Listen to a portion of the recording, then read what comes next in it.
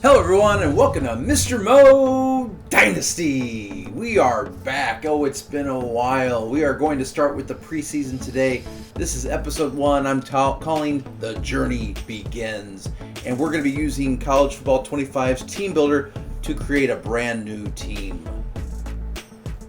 It has been so long since the last college football game came out. Think about this. Back in 2013, words like selfie and twerk were added into the dictionary. That's how long ago it's been since the last college football game came out.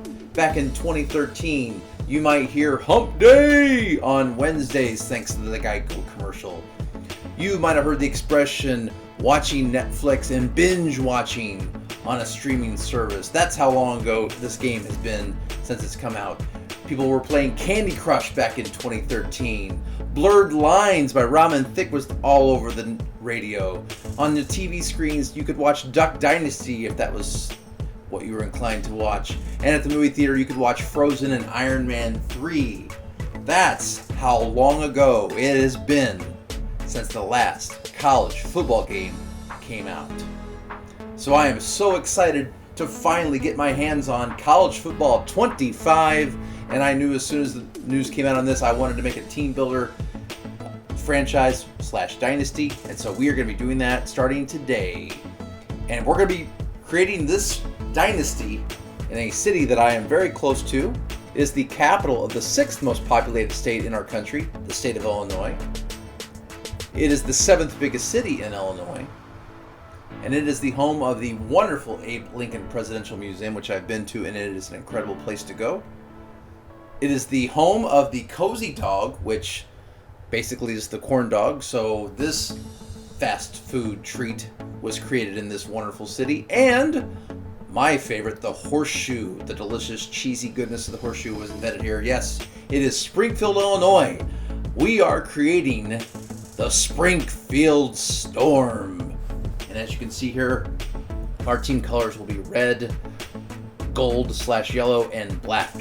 I'm colorblind, so to me that's yellow or gold. It's one of those things. But we are the Springfield State Storm. And my dynasty is going to have a couple of settings, a couple of things that separates mine from others, and also some similarities. First of all, I'll be playing on the 3rd difficulty setting. I'm not a good enough player to play on the Heisman at this point, but the goal is once we win the first national title, which is a big if, but if we do, I'll then move it up to the Heisman difficulty the next season.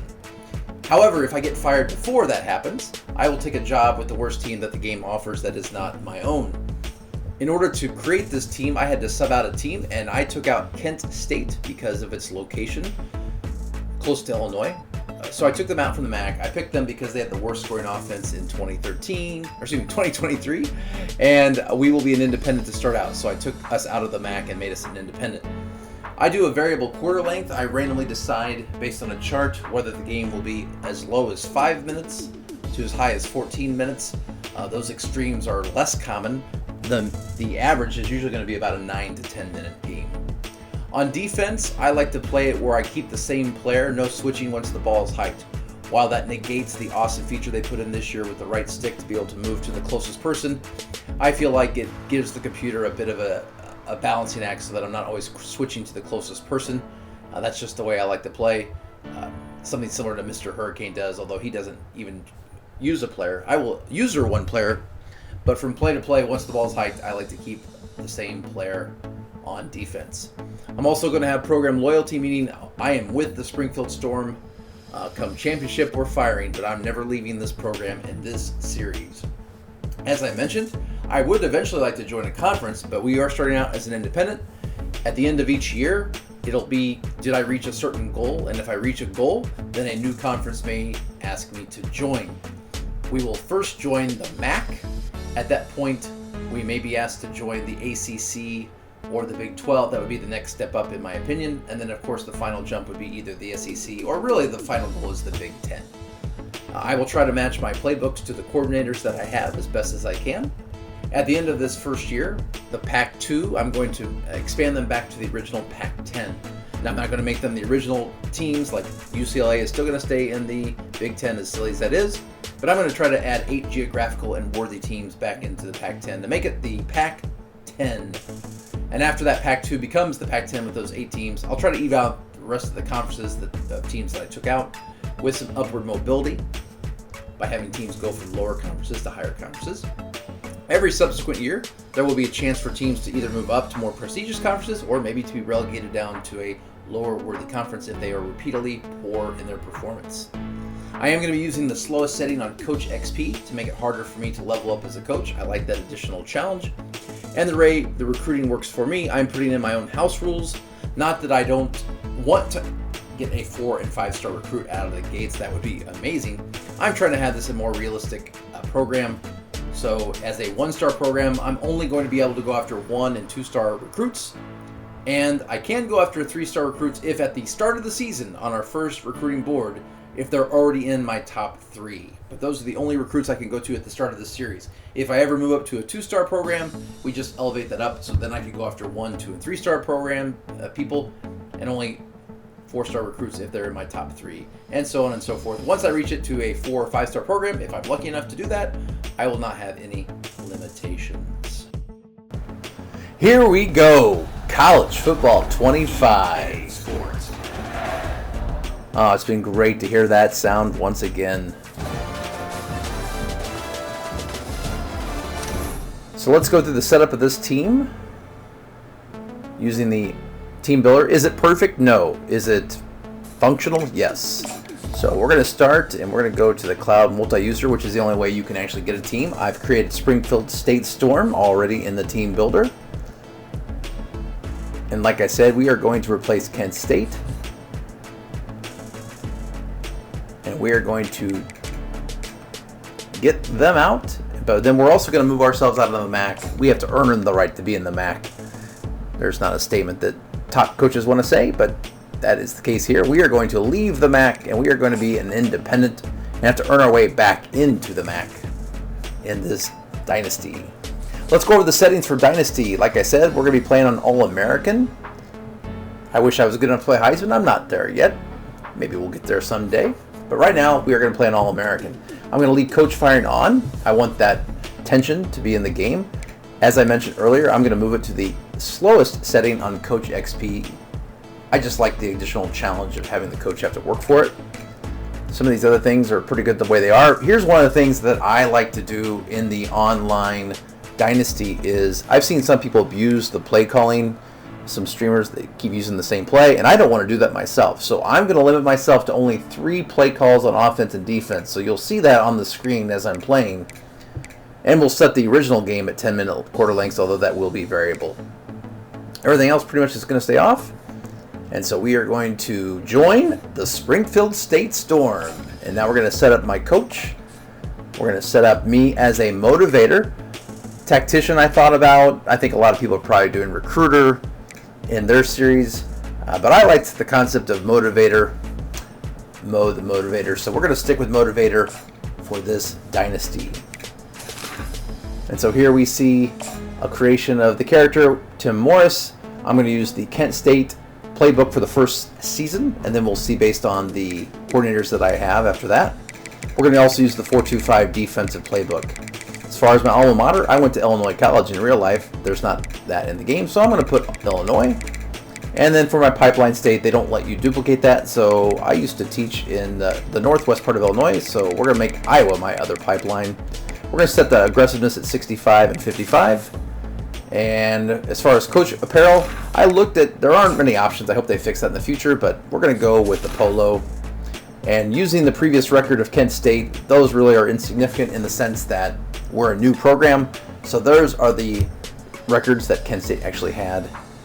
So let's go ahead and import us. And let's look at our strengths and weaknesses. Our playing style obviously is going to vary based on the players, but we're going to be able to offer that to a lot of people who can start right away. Proximity at home is a variable that just depends on the person you have. D at championship contender. We're clearly not a championship contender at this point. We're a very lowly 1-star program. We don't have a lot of program tradition, which also starts as a D. Our campus lifestyle is a C-, which makes a lot of sense. Our stadium atmosphere, we're a very tiny stadium, so D- makes a tremendous amount of sense in this case. We are ranked near the bottom. Our stadium is tiny. Our pro potential is C minus. I'm surprised it's that high, although you're using Kent State's ratings. Our brand exposure is a D. People love a new program, but still our brand exposure is a D. Our academic prestige is a C minus. We can offer B conference prestige just because when you're an independent, you do get that advantage. Our coach stability is a C plus, although it'll go up because I'm going to be here a long time, hopefully. Our coach prestige is C plus as well. I don't have a lot of prestige. I'm surprised it's even a C plus. My quote work in the lower schools must have helped to that. And our athletic facilities are a D. And then finishing up with the last one, playing time. That's one thing I'll be able to offer a lot of people. You can come here and you can start right away for this school. Next week, we'll be playing UL Monroe, which I'm excited about, but we do have to go over our custom schedule just to take a look at that. For week 1, it's open, and then I went in and I changed it to UL Monroe. I wanted to play the worst team number-wise in the game, and I couldn't find a way to schedule more FCS programs, so I went ahead and scheduled UL Monroe for week number 1. It's going to be quite the challenge, but they are closer to us than any other program in the game. And then I went through and I tried to be geographical, and I tried to find a program that was in our range, and Arkansas State borders us here, and so I thought Arkansas State would be a good program. They're really good, but we'll schedule them in our first home game at the Eye of the Storm in week 2. In week 3, we'll travel to our rival in this series, which is going to be the University of Illinois. Don't know how that's going to go, but we'll see. That's probably going to be our hardest opponent in the schedule. Week 4, we'll get a bye week from our bruises that we'll ultimately take against Illinois. Week 5, we'll hopefully bounce back against FC West. That'll be a home game at the Eye of the Storm. Week 6, we'll continue to be a home game against Eastern Michigan, because a lot of these games I kept the rest of Kent State's schedule, so we'll do another home game against Ball State. We'll then travel to take on Bowling Green. We'll also then travel the week after to take on Western Michigan. You'll see this is much of the Kent State schedule that I replaced. We'll have another open week or bye week in week 10, followed by week 11, where we will be home again to take on the University of Ohio. And then we'll take on Miami of Ohio. We'll travel to Ohio for that. Then we'll have another home game against Akron. That'll be a chance for our seniors to have their last home game. And then we'll travel to Buffalo to close out the season. Week 15 is the Army-Navy week. And then a conference championship game to follow. Will we be in that? No, because we're not in a conference. That takes care of our schedule. Can we get 4 wins in that schedule? I hope so. Quickly look at the preseason rankings. You can see it's the usual suspects. And now what we're going to do is we're going to take a look at my motivational skills, our coach's ability. As you can see, I am a motivator. My thing is growing together. So we're looking to get more XP for our players.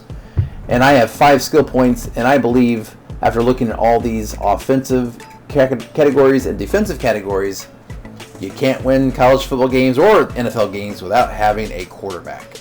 And so I'm going to put my 5 points into pay it forward quarterback. Will we get a bonus for this? No, we're not going to have a quarterback drafted in the top 3 rounds anytime soon. This is an investment that my coach is putting into his skill set. We have Mr. Long is our scheme guru. He's our offensive coordinator. He will hopefully get us some big game bonuses. We're going to take a look at his abilities at this time.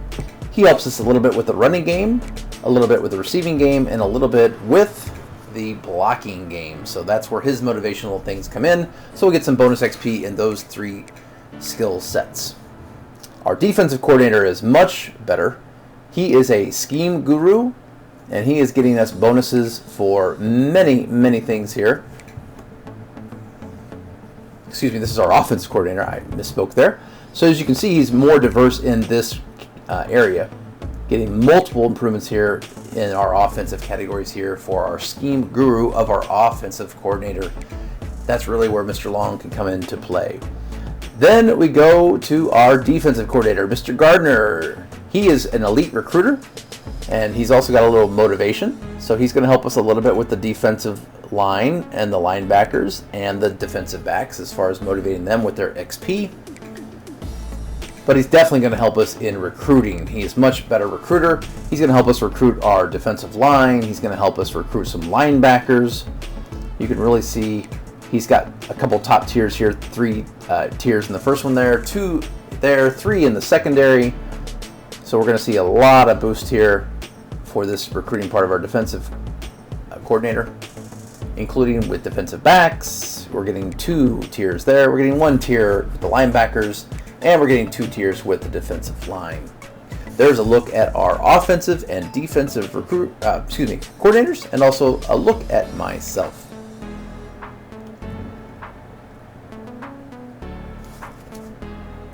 That wraps up the coach abilities of myself and the offensive and defensive coordinators. Now we're going to take a look at the depth chart. This is where it gets kind of ugly, but as any rebuild, it has to start somewhere. So we're going to take a look at the team. Let's start with the quarterback group. Our leader is Tyler Olson. He is a senior, 6'3", 209 pounds. Hopefully he can guide us to some victories. I do like his 82 speed. I think that's where he can offer his best skill set. His arm is okay with 86 throw power. Obviously it could be better, but I definitely think with his speed, if I have to scramble out, that's where it's going to be the most helpful. Looking forward to running with Spencer Strickland. He is another leader. His numbers may not show it, but he has shown a lot in practice. His 86 speed is nothing to write home about, but he plays with a lot of heart. You'll see that in upcoming games. And then his backup is Keontae Tyson, who will definitely see the field because he has 91 speed. And while he's a junior, that speed will definitely come into play.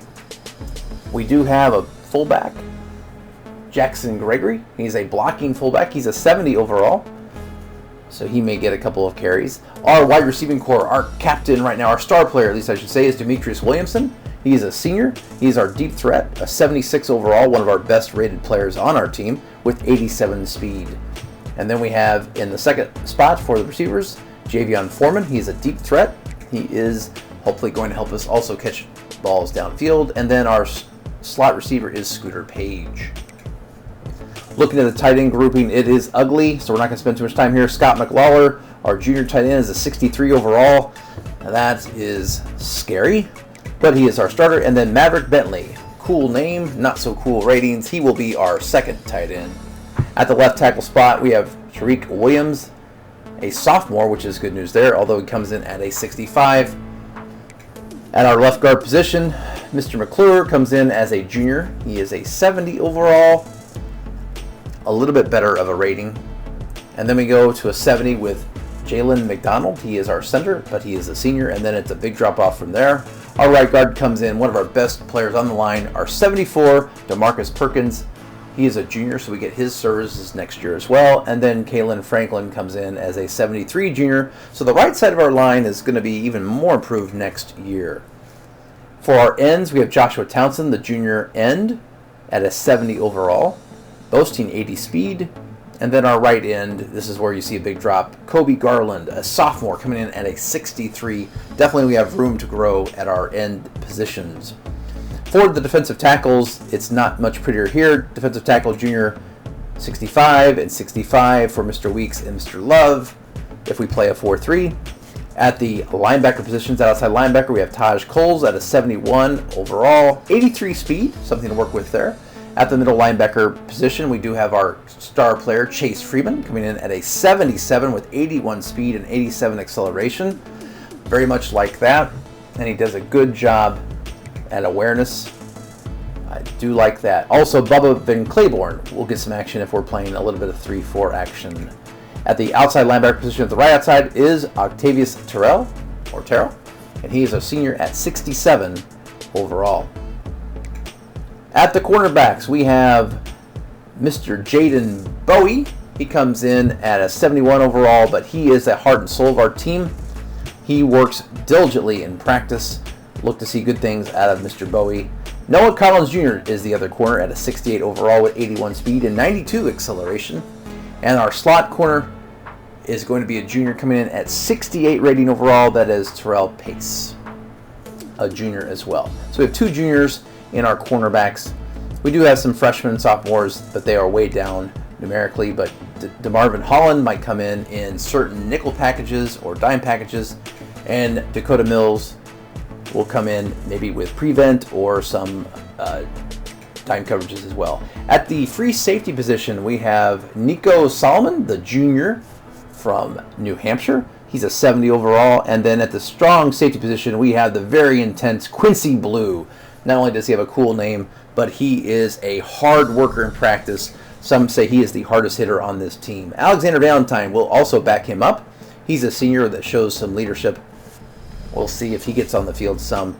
But with Mr. Blue hitting as hard as he does, it's probably the case that Valentine will see some playing time. At the kicking position, we have a 66 kicker and Ian Wells. He is a senior. And so we do have a redshirt freshman that'll be taking his spot next year if we can't find someone better. And at the punter, I'm sure Matthew York will be getting a lot of punting, and he is a 77 overall. And while he is a junior, he will definitely get a lot of action this year and certainly next year. But he finishes out our position players for this roster for year one of the Springfield State Storm. Now we're going to take a quick look at the recruiting board. I just want to remind you that I'm only looking at 3-star players if they're in our top 3, which is the case if you look at these 3-star players. Each one of these players was in the top 3 prior to actually scouting. And then you'll see my board is littered with 2-star people. Spit that out. And at the very end of the board, I did put on the board 1-star, a defensive tackle. I did offer every one of them a scholarship. That was just my strategy in this first year. Try to let everybody know that I want them to sign. So trying to get as many prospects as we can to sign as early as we can. Quick look at the Heisman Trophy board. We will not be on that list anytime soon, probably within the next 5 years of this program. And so we're going to advance this preseason and move it forward.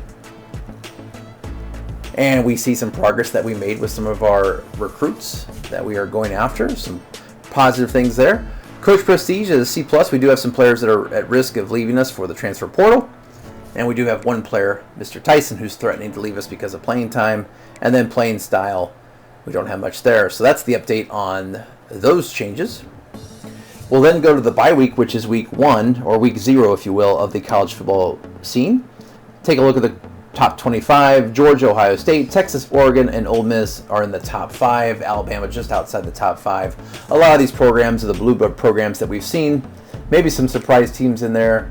But for the most part, these are the blue bloods. We're going to go ahead and fast forward it to next week's schedule. We see some more progress that we made with some of our recruits. Good to see a lot of those are in the first or second categories as far as their interest in us. We need to sign as many of these people as we can possibly get. All right, well, that's all I have for this episode. Next week, we begin action as we clash with the worst-rated FBS team after us, the UL Monroe Warhawks. We will travel down to Louisiana to see how this team will begin this journey. I hope you are as excited as I am for this dynasty. If you are, please subscribe if you have not already. Throw me a like, and thanks again for watching, and have a great day.